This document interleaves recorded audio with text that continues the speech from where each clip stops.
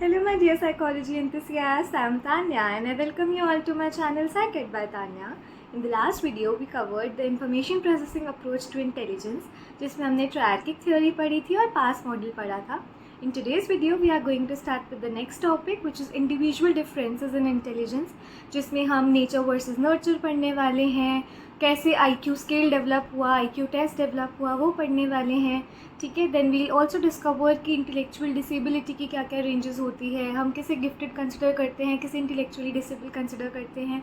So there are going to be numerous topics and very interesting ones which we are going to cover and it's going to be a really fun lecture. So do stick till the end. Also पूरे lecture के जो short notes हैं वो आपको मिल जाएंगे in the description box below as a PDF. So check them out and let me know if they are helpful. And also live batches, live classes are on. तो अगर आप लोगों को live classes चाहिए मेरे Instagram handle पर which is psyched_by_Tanya, उस पर text करो. I'll reach you out and then we'll further discuss about the classes, कैसे arrange करनी है. ठीक है. So drop a text there if you want to get live classes with me. And without any further delay, let's begin with the video now. Individual differences in intelligence.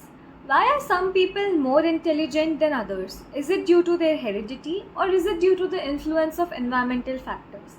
Now see, कोई भी चीज़ जब psychology में discuss करी जाती है about anything, ठीक है, कि डिसऑर्डर हुआ तो क्यों हुआ, या फिर एनी पर्सनालिटी ट्रेट और एनी इंटेलिजेंस लेवल, कोई भी मतलब साइकोलॉजिकल एट्रीब्यूट को अगर आप देखते हो कि वो किस वजह से हुआ है, तो one of the major debate which arises is कि ये हेरिडिटी के कारण है कि पेरेंट्स से एक्वायर किया है बायोलॉजिकली, या फिर ये जिस इन्वायरमेंट में था, ठीक है, उसकी वजह से हुआ है.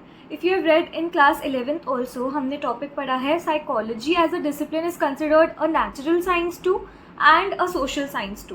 नेचुरल साइंस बोलती है कि साइकोलॉजी बायोलॉजिकल प्रिंसिपल्स से ड्रॉ करता है, एंड सोशल साइंस बोलता है कि हमारा कल्चर, हमारी सोसाइटी, हमारा इन्वायरमेंट एक बहुत बड़ा रोल प्ले करता है. So there are these two conflicting theories which talk about it. तो वही अब हम डिस्कस करने वाले हैं कि जब एक इंडिविजुअल, कोई लोग बहुत ज़्यादा इंटेलिजेंट होते हैं, कुछ कम इंटेलिजेंट होते हैं, कुछ ज़्यादा क्रिएटिव होते हैं, कुछ कम क्रिएटिव होते हैं, तो ये जो डिफरेंसेस है ये हेरिडिटी की तरफ से, हेरिडिटी की वजह से, यानी कि बायोलॉजिकल ट्रेट्स की वजह से है, उस डिफरेंस की वजह से, या फिर जिस इन्वायरमेंट में बच्चा बढ़ता है, जिसमें वो ग्रो करता है, उसकी वजह से, कि इन्वायरमेंट अच्छा था, ख़राब था, अंडर प्रिविलेज बैकग्राउंड से तो नहीं था. ठीक है. तो कौन सी चीज़ है जो ज़्यादा इम्पैक्ट करती है इंटेलिजेंस लेवल को, वो हम डिस्कस करने वाले हैं. You have already read about the influence of these factors in the development of an individual in class 11. ठीक है. ह्यूमन डेवलपमेंट में भी हमने ये चीज़ पढ़ी है कि बायोलॉजिकल ट्रेट्स का भी इंटरप्ले होता है एंड हमारी सोसाइटल कल्चरल का भी होता है. तो अब यहाँ पर किसका ज़्यादा रोल है या फिर इंटरप्ले है, तो कैसा इंटरप्ले है वो हम देखने वाले हैं.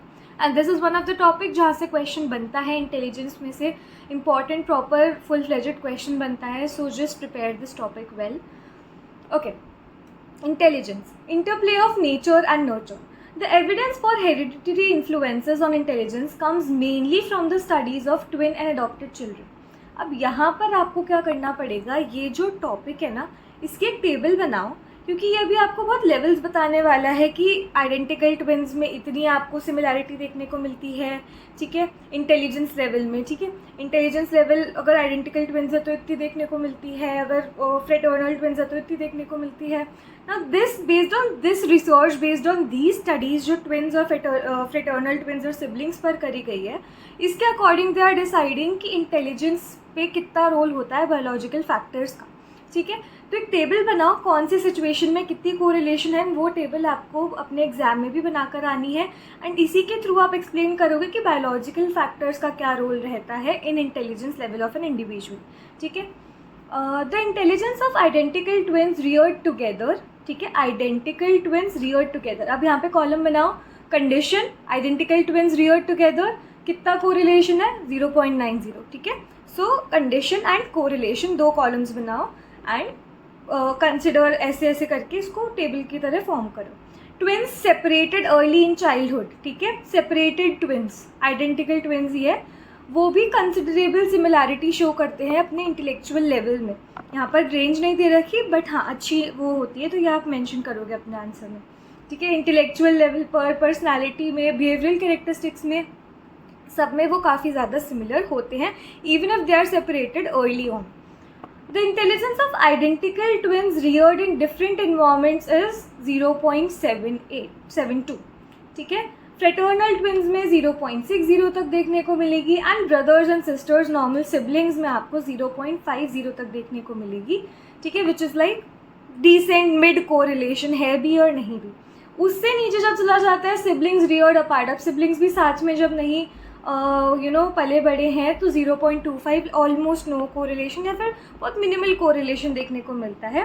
देयर इज़ नो चांस कि आपका एकदम ही सिमिलर आपको देखने को मिलेंगे कैरेक्टरिस्टिक्स. अब ये तो चलो एक लेवल ऑफ ये हो गया कि अगर आपके सिबलिंग्स के लेवल पे आप देखो कि कितने सिमिलर हो आप अपने सिबलिंग्स से, अपने ट्विन्स से, तो उसके बेस पे आप कह सकते हो कि अच्छा ये एक्वायर्ड ट्रेट है कि दोनों बच्चों में ही इतनी लेवल ऑफ इंटेलिजेंस गई है. ठीक है.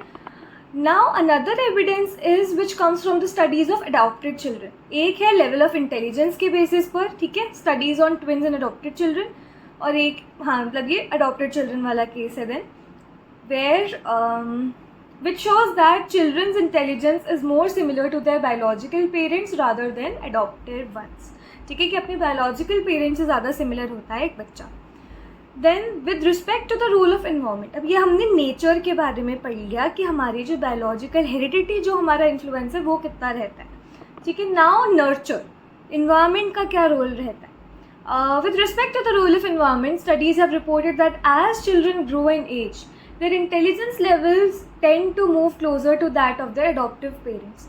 अब एडॉप्टिव स्टडी से ये पता चला कि इनिशियली जब बच्चा छोटा होता है तब तो वो क्या रहता है, अपने बायोलॉजिकल पेरेंट्स से ज़्यादा सिमिलर रहता है, बट जैसे जैसे उनकी एज बढ़ती है they become more similar to what, to their adoptive parents. And then इसमें भी ये चीज़ है कि चिल्ड्रन फ्रॉम डिसएडवांटेज्ड होम्स, ठीक है, जिनको फैमिलीज़ में अडॉप्ट कर लिया जाता है, जो हायर सोशियो इकोनॉमिक स्टेटस की है, उनका इंक्रीज़ होता है क्या, इंटेलिजेंस को. ठीक है. एज इन एक बच्चा पैदा तो हुआ अंडर प्रिविलेज्ड डिसएडवांटेज बैकग्राउंड में, लेकिन उसको अडॉप्ट कर लिया गया एक हायर सोशियो इकोनॉमिक स्टेटस वाले फैमिली से, तो वहाँ पर जो उसको कंडीशन मिल रही है, जो एनवायरनमेंट मिल रहा है, तो जो उसकी पहले इंटेलिजेंस लेवल थी उससे एक स्टार्क डिफरेंस देखने को मिलता है उसकी नेक्स्ट इंटेलिजेंस में. Right. There is evidence that environmental deprivation lowers intelligence, while rich nutrition, good family background, quality schooling increases intelligence. There is a general consensus among psychologists that intelligence दोनों heredity यानी कि nature और environment यानी कि nurture के interaction का एक product है, complex interaction का एक product है, कि दोनों का ही काफ़ी important role होता है. कोई एक चीज़ नहीं है, यानी कि सिर्फ नेचर या सिर्फ नर्चर एक इंसान का इंटेलिजेंस लेवल डिसाइड नहीं कर सकता. There are these two things which together form an intelligence level of a person. Heredity can best be viewed as something which sets a range, कि आपके बायोलॉजिकल जितना आप इनहेरिट करते हो उससे एक रेंज सेट हो जाती है कि ये बच्चा इतना आगे बढ़ सकता है, इतना पोटेंशियल है, इतनी इंटेलिजेंस लेवल होने का पोटेंशियल है. अब आपका जो इन्वायरमेंट है वो उस रेंज के अंदर अंदर आप कितना ग्रो करते हो, कितना अच्छे से आप उस पोटेंशियल को यूटिलाइज कर पाते हो, वो चीज़ डिसाइड करता है आपको इन्वायरमेंट कैसा मिला है वो चीज़. ठीक है. With in an individuals development is actually shaped by the support and opportunities given by the environment. Right. तो आई होप आपको ये इंटरप्ले समझ में आया हो नेचर और नर्चर का. नेचर को एक्सप्लेन करने के लिए आप ये वाला टॉपिक यूज़ करेंगे, एंड नर्चर के लिए यानी कि इन्वायरमेंट के लिए आप बताएंगे कि जैसे एज बढ़ती है तो बायोलॉजिकल पेरेंट्स से ज़्यादा अडॉप्टिव पेरेंट्स से आप ज़्यादा सिमिलर हो जाते हो. And then about the background, about the environment, कि अगर एक डिसएडवांटेज फैमिली में पैदा हुआ बच्चे को अगर एक रिच बैकग्राउंड वाले, एक अच्छे बैकग्राउंड वाले फैमिली अडॉप्ट कर ले तो उनकी इंटेलिजेंस लेवल में स्टार्क डिफरेंस देखने को मिलता है, विच शोज़ कि अंडर प्रिविलेज बैकग्राउंड में इंटेलिजेंस लेवल कम रहती है, एंड वेयरएज जो जहाँ पर रिच न्यूट्रिशन है, रिच बैकग्राउंड है, अच्छा न्यूट्रिशन लेवल है, बेसिक इम्यूनिटीज़ अच्छे से प्रोवाइडेड है, वहाँ पर आपको इंटेलिजेंस लेवल अच्छा देखने को मिलता है, हाई देखने को मिलता है. Right. Now next we'll start with assessment of intelligence, की इंटेलिजेंस को हमने फॉर्मली मेजर करना कब शुरू करा. एक ये चीज़ नॉर्मल है कि अच्छा ये ज़्यादा स्मार्ट है, कम स्मार्ट है, इसको ज़्यादा चीज़ें समझ में आती है, इसको कम चीज़ें समझ में आती है, वो हम बेसिक हमारे कॉमन सेंस से समझ पाते हैं कि ये बच्चा बहुत तेज़ है, लेकिन फॉर्मली हमने इंटेलिजेंस लेवल जानना कि ये इतना इंटेलिजेंस लेवल है, इसका IQ इतना है, इसका IQ इतना है, वो हमने मेजर करना कैसे स्टार्ट करा, वो हम पढ़ने वाले हैं अब इस टॉपिक में, which is assessment of intelligence. In 1905, Alfred Binet and Theodore Simon made the first successful attempt to formally measure intelligence. यानी कि ये जो अटेम्प्ट करी गई कि इंटेलिजेंस लेवल हम देखेंगे, हम फॉर्मली देखेंगे कि एक इंसान कितना लेवल तक इंटेलिजेंट है, वो चीज़ किसने करी थी 1905 में. एल्फ्रेड बिने, who is the father of intelligence, जिन्होंने फर्स्ट एवर थ्योरी दी थी इंटेलिजेंस पे, उन्होंने करा था. एंड थियोडर साइमन, इन दोनों ने मिलकर वो स्केल निकाली थी. ठीक है. फिर 1908 में उस स्केल को रिवाइज़ किया गया और उन्होंने कॉन्सेप्ट दिया किसका, मेंटल एज का. मेंटल एज क्या होती है, वो एज होती है, it is the measure of a person's intellectual development relative to their age group. यानी कि आसपास के जो लोग हैं सिमिलर एज के, उनकी इंटेलिजेंस लेवल के अकॉर्डिंग इस बच्चे की इंटेलिजेंस, जिसके आप इंटेलिजेंस लेवल देखना चाह रहे हो, वो कितनी है.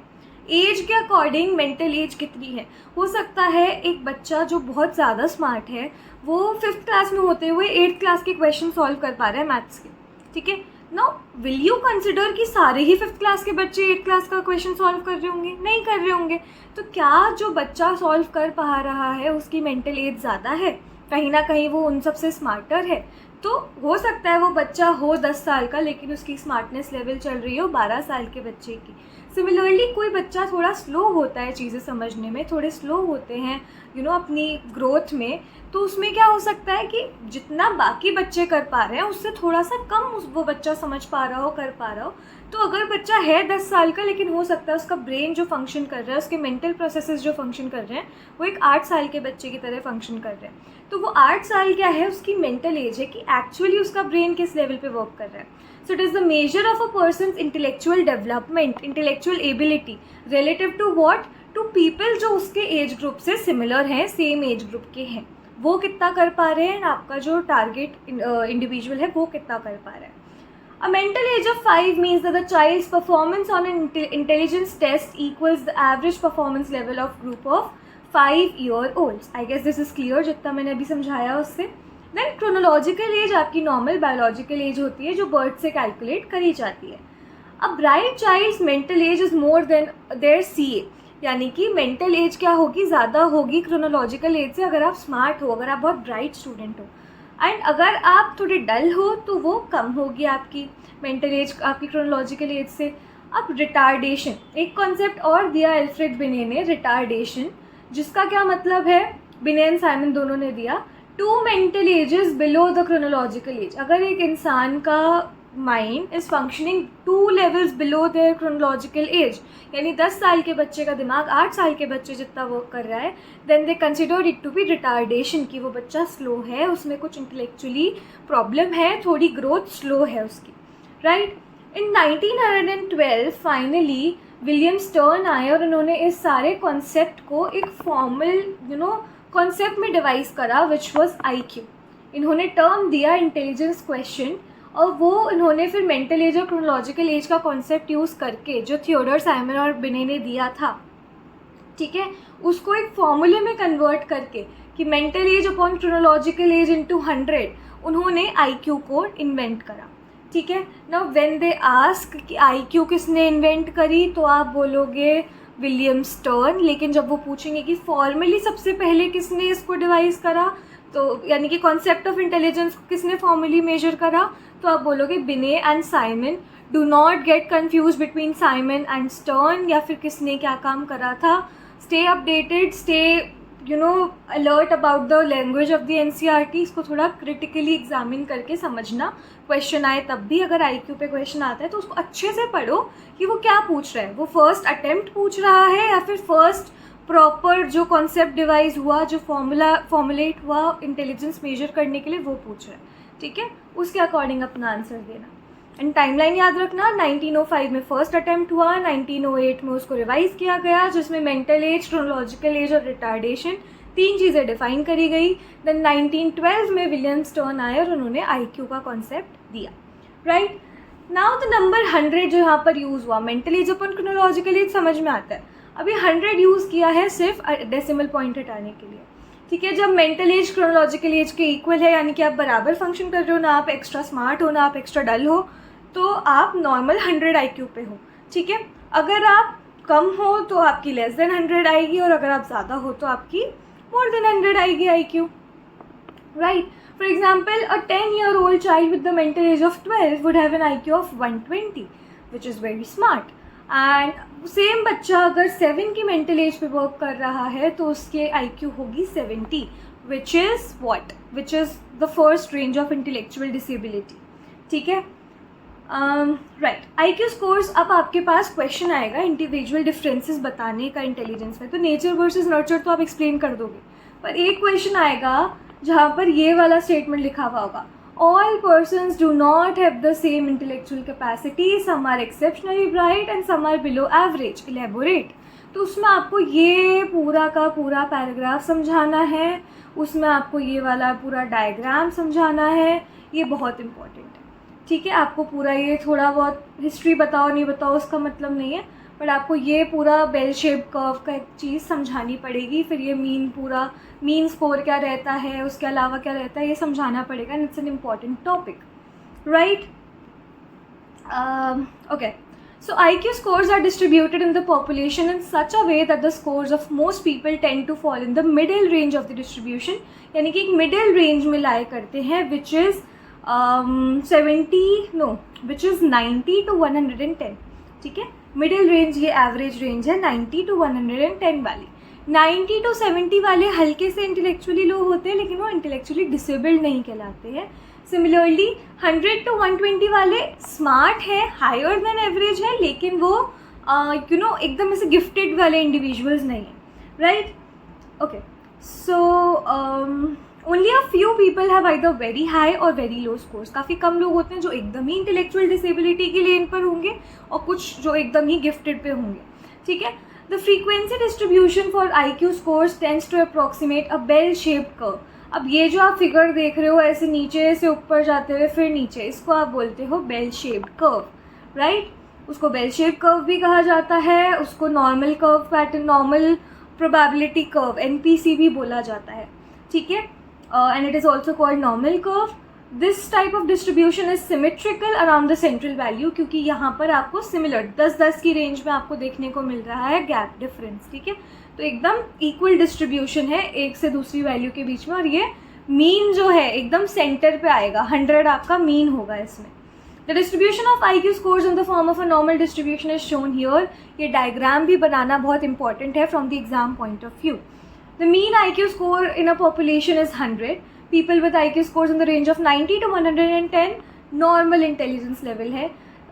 Below 70 में आप suspected होते हो to have intellectual disability, and जब आप 130 के ऊपर चले जाते हो तो आप exceptionally talented हो, आप मतलब gifted हो, बहुत ज़्यादा smart हो। The IQ score of a person can be interpreted by referring to this table। यहाँ पर जैसे मैंने समझाया, average है 90 to 110 यानी कि 109, हायर देन एवरेज है 100 to 120 के बीच, वो नॉर्मली है, बस थोड़े से एक्स्ट्रा स्मार्ट है than the people in the normal range, and थोड़े से कम स्मार्ट हैं तो वो 80 से 90 की रेंज में होंगे, बट उसके नीचे जाते ही वो हो जाएंगे इंटेलेक्चुअली डिसेबिलिटी की कंडीशन में, ठीक है, बॉर्डर लाइन पर। एंड अगर आप उससे भी ऊपर चले जाते हो तो आप सुपीरियर चले जाते हो 120 से ऊपर, then you are going to be exceptionally talented, and 130 से ऊपर तो फिर आप गिफ्टेड ही हो भाई साहब, ठीक है।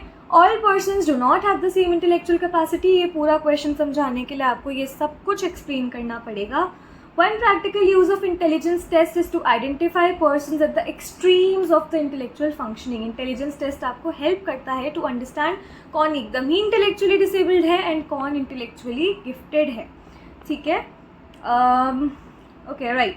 The person in the first group यानी कि जो 130 से ऊपर होते हैं वो इंटेलेक्चुअली गिफ्टेड होते हैं, एंड जो सेकंड ग्रुप में है जो बिलो 70 होता है वो इंटेलेक्चुअली डिसेबल्ड है।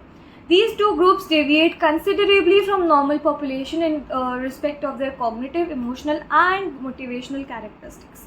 ठीक है, वो काफ़ी ज़्यादा डिफरेंट होते हैं, उनका माइंड अलग ही लेवल पे फंक्शन करता है, या तो एकदम ही ख़राब या बहुत ही अच्छा, मतलब एक्सेप्शनली वेल। तो दोनों को ही ना लाइफ सस्टेन करना थोड़ा सा मुश्किल हो जाता है, वो हम डिस्कस करेंगे नेक्स्ट लेक्चर में, जब हम पढ़ेंगे variations of intelligence, intellectual deficiency के बारे में, इंटेलेक्चुअल गिफ्टेडनेस, सब के बारे में पढ़ेंगे कि how a person who is intellectually disabled can not have a good life, and जो गिफ्टेड है वो क्या क्या कर पा रहा है जो नॉर्मल लोग नहीं कर पा रहे, वो सब हम सीखने वाले हैं, पढ़ने वाले हैं, ठीक है. So I hope this lecture was interesting and you like this video. If you did तो लाइक कर देना, कमेंट कर देना, शेयर करना वीडियो अपने फ्रेंड्स के साथ, and subscribe to the channel for more such videos. I will see you in my next lecture. तब तक के लिए take care and bye bye.